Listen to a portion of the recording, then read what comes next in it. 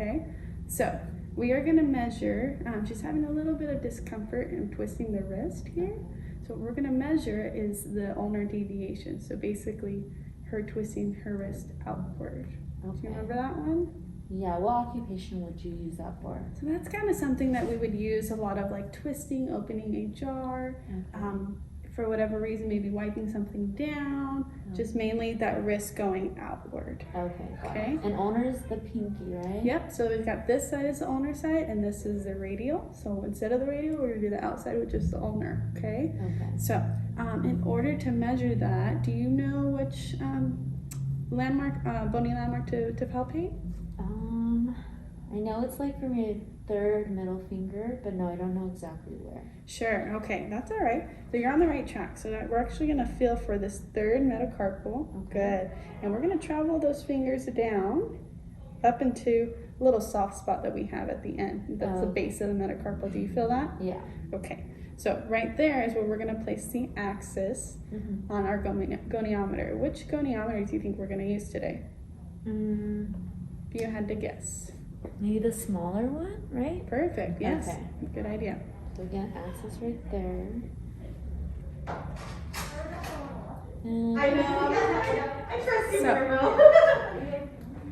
What we're gonna do is we're gonna place this as the axis.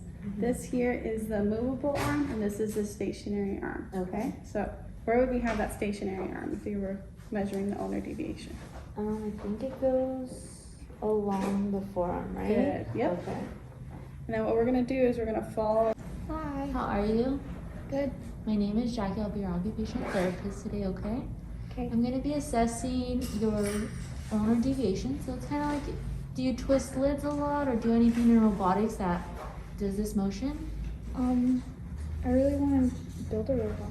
Oh, okay. So we're going to work on this so you can do that, okay? Okay. Okay, so I'm going to have to use my goniometer. So it's a tool that'll help me measure, okay? And I'm going to have to touch your arm. Is that okay?